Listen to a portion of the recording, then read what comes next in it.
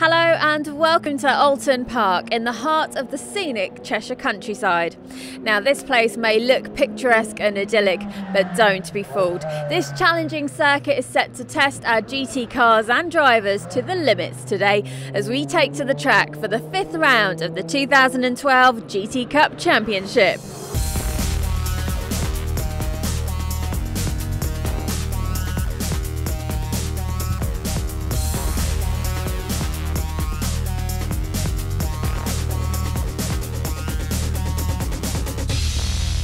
Group 1 features a great mix of cars this weekend, with some exciting new entries joining the grid. With models from Audi, Ferrari, Porsche, McLaren, Ginetta, BMW and Chevron going wheel to wheel, we should be in for some good close racing. So let's go and check out some of the new machinery we have joining the grid. Well, Jim, it's fantastic to finally see you in the McLaren. We were hoping that we'd see you a lot sooner than this. What's been going on this season? Slight issues with the car, working hard to get them resolved, but it looks like we're getting there now. This is the first race. I haven't done the race yet, but we've done qualifying. This is the first qualifying we've done since October, since British GT, but the car's had little issues and I've been busy with work and we're getting them resolved. The car feels good. The car, when it's going, is absolutely awesome. It's just keeping the reliability, which I think we're working hard in McLaren to sort out, so it's a good future for the car, I think. Oh, well, I bet after all this racing you're chomping at the bit to get out there and actually do some racing in her. Absolutely, it's 9-10 months now, so I'm looking forward to this one. I'm looking forward to it very much so. You're not out in the GT3 this weekend. Instead, you've stolen your dad's car.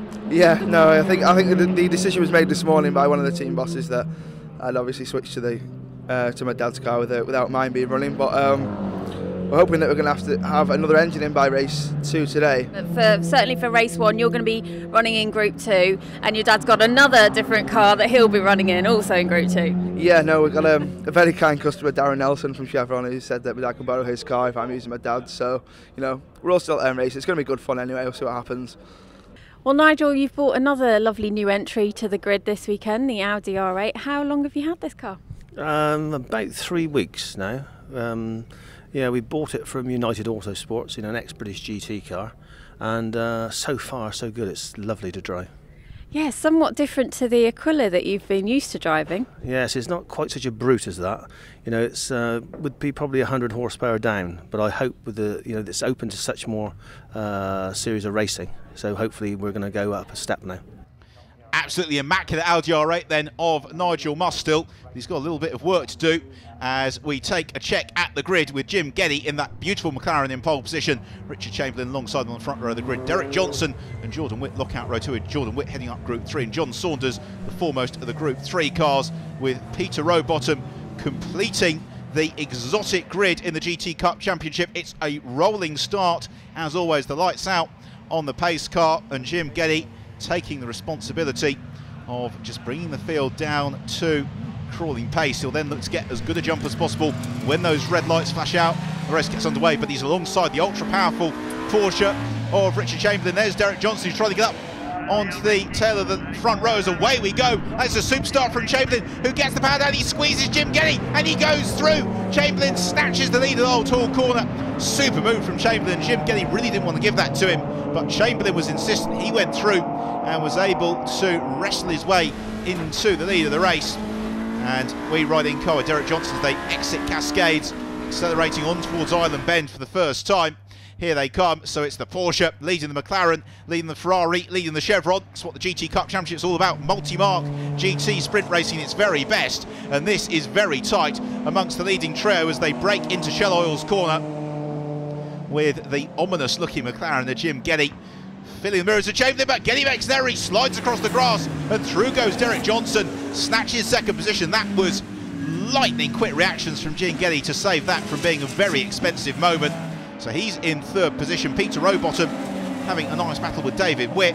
David running with a different livery this weekend. We used to see him in the bright yellow car, which his son Jordan's in. So David having a tussle with Peter Rowbottom. Peter's Ferrari getting better and better with each round as Richard Chamberlain leads the way. And at the moment, Derek Johnson is working very hard to try and stay in touch with him, which he's just about doing. And Jim Geddy latched onto the tail of Johnson. So into Druids they come. Lights ablaze, the McLaren from Jim Geddy. as he pursues the Ferrari 458 of Derek Johnson. Johnson in turn trying to use the Ferrari's agility through the corners to bring down the advantage of the race leader Richard Chamberlain, which he's been very successful in doing. He brings it out even further into the braking zone at Lodge Corner. Jim Geddy in hot pursuit behind him.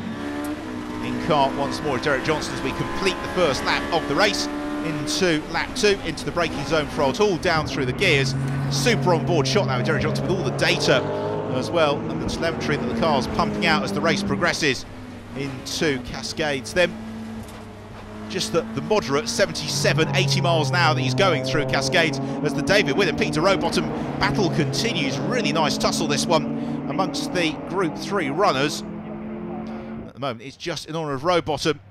Kicking up the dust comes the leading trio into Island Bend, and Jim Geddy is looking increasingly anxious to try and get past Derek Johnson. He shadows the inside line there into the hairpin. He couldn't quite do it though.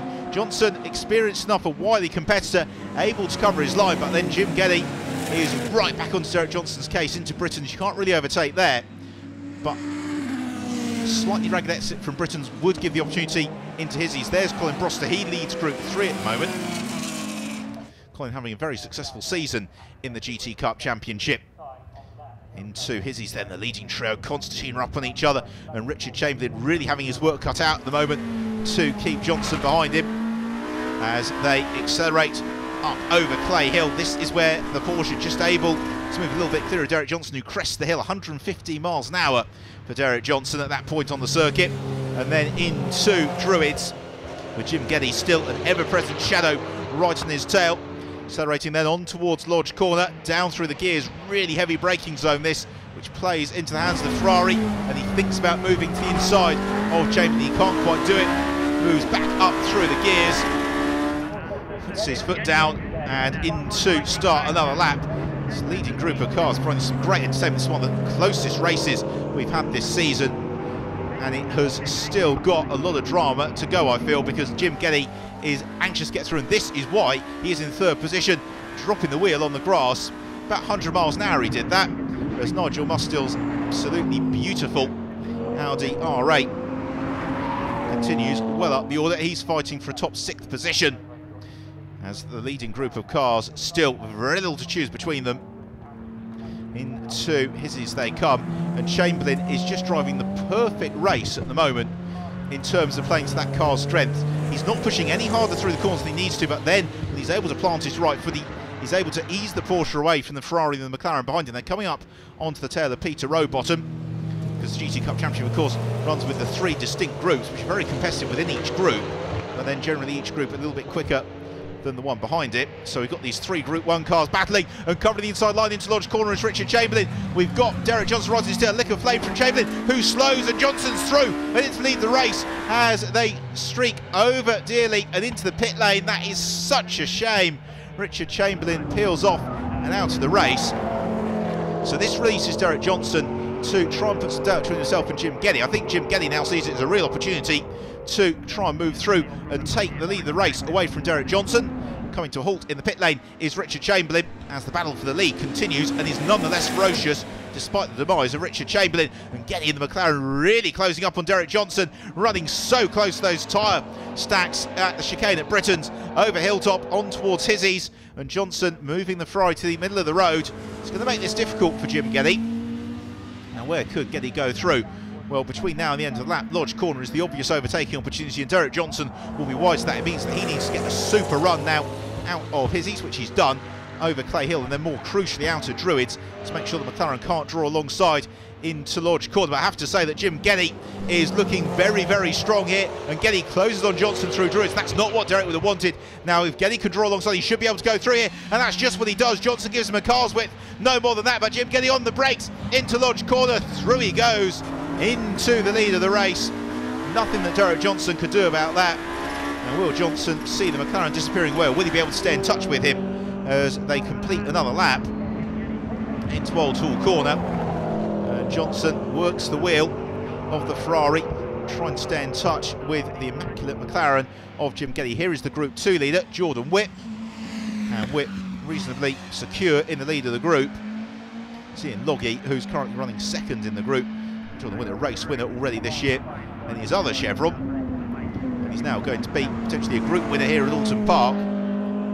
The car more commonly campaigned by Father David, and then the Group 3 leader, Colin Broster. And Colin doing a very, very good job at the moment. He's clear of Nigel Mustel in the Audi R8 by just a couple of corners for Glyn Geddy to negotiate, for Jim Geddy rather, to negotiate before he gets to the checkered flag.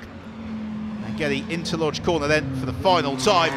It's been a fighting drive from Geddy, and he is going to claim his first win in the 2012 GT Cup Championship, Oulton Park. Super performance from Jim Geddy.